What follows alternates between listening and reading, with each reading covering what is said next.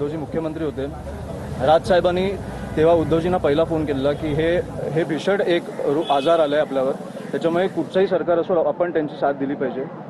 आणि मी अनेकदा बघितलं हे फोन कॉल. तो मला वाटतं त्यांची इच्छा असेल तर त्यांनी फोन करावा. हे मीडियासमोर बोलून किंवा वर्तमानपत्रात बोलून काही अशा युत्या होत नाही. सर, मीडियासमोर सगळ्या गोष्टी मीडियासमोर बोला तर कुठे ना कुठे प्रस्ताव जो असतो, जो लेटर असतो, प्रस्ताव असतो, एकमेकाला भेटणं असतं. कारण एकीकडे वक्तव्य राजसाहेबांनी एकमेकांचे नंबर आहेत, ते बोलू शकतात. एक्झॅक्टली ते होतं. त्याच्यामुळे मी तुमच्या समोर येऊन काही होणार नाही.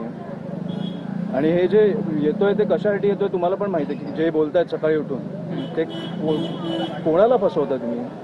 म्हणजे ते दोन भाऊ आहेत ते बोलतील नाही का. यावेळी पुढाकार त्यांनी घ्यावा का मग? यावेळी पुढाकार त्यांनी घ्यावा का मग? कोणीही घ्यावा, मी नाही घेऊ शकत. आम्ही जे विरोधक आहेत ते असं म्हणतायत की दोन्ही ठाकरे जरी एकत्र आले तरी आमच्या किंवा इतर पक्षावरती कोणताही परिणाम होणार नाही, हे शून्य आहेत. कसं पाहिलं? नाही, मी जोपर्यंत काही होत नाही तोपर्यंत मी त्याच्यावर वक्तव्य करणार नाही. पण तुमची इच्छा आहे, तुमची काय इच्छा आहे? परिवारातील एक सदस्य म्हणून तुमची इच्छाच नाहीये.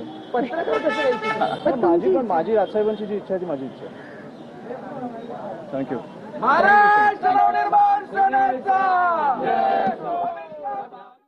भावांनी बोललं पाहिजे असं अमित ठाकरे यांनी म्हटलेलं आहे. ठाकरे बंधूंच्या युतीच्या चर्चेवर अमित ठाकरे यांची ही प्रतिक्रिया.